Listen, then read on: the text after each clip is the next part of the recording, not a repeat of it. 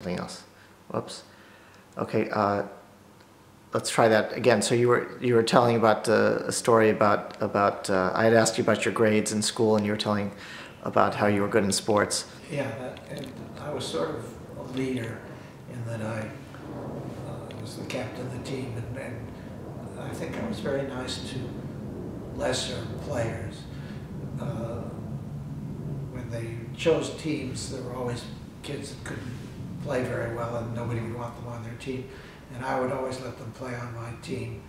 And I can remember specifically one person, Brian O'Neill, not the Brian O'Neill who was a lawyer, but obviously a different person based on what I'm going to tell you. And I remember letting him play and even throwing the ball to him so that he could shoot. And that weekend he died.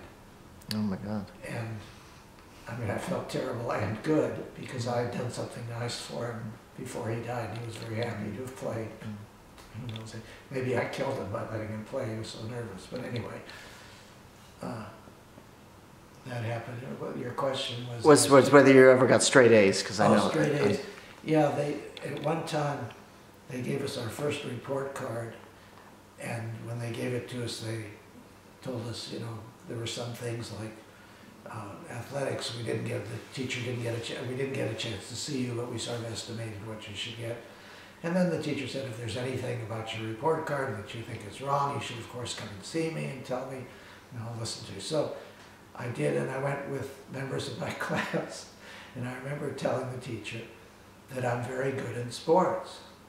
And she got very mad at me, not very mad, but she was a little huffy, and she said, Ronnie, you think you have to be the best in everything. You don't have to be the best in everything.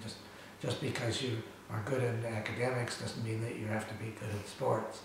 And the people that were with me said, but he is, sister, he is very good in sports. And I don't think it helped my grade any. Maybe it did the next period, but the first period I had to take my C or whatever it was in athletics. In athletics. Because I was small. You know, if you're small, you can't be good in sports. Too funny. Do you remember any stories from elementary school? Who were some of your friends? I didn't have a lot of good friends. I can remember, and maybe this is what everybody goes through. I usually had 2 or 3 good friends, 1, 2, or 3 good friends. Now, be talking up until 6th or 7th grade when I had other tennis friends that were in sort of a different society. But from school, I just always had a few friends, and we would sort of hang out together. Do you remember their names? And I remember one in particular. Yeah, I remember things from my grammar school days and even high school days that nobody else remembers. And they did happen. And I take it because I think it's because I was very happy in those days. For whatever reason, but I can remember names of people who were there for only short periods of time and traumatic things that happened. My best friends in my last few years, I think, were Gary Jennings, whom I never saw after the 8th grade, and John Van Dyke was a good friend of mine, and he went on to be a friend in high school and became a doctor later. And I've seen him a few times at Loyola High School reunions and things of that nature. So then you went on to Loyola, which was further away, right? Where's Loyola High School? Loyola is all the way downtown, 2 blocks west of Vermont. So how did you get there? How I got there, that's a loaded question because it can mean several things. I got there because when I was in the 8th grade, I was actually recruited because of tennis. At that time, I was the #1 well, I guess I was the top 15-year-old, but I was ranked 4th because the others were a year older. But I'd been the top 13-year-old, and there was actually I can't remember his first name now, Wally Daly, who came with the tennis coach, Father Domahowski, to recruit me. And they talked to me at St. Paul's, and they talked to my mother, and actually, after I said I would go there and everything, my father died that summer, and they came over and they offered a rosary for my father, and, which is the nicest thing they could do in their religion. And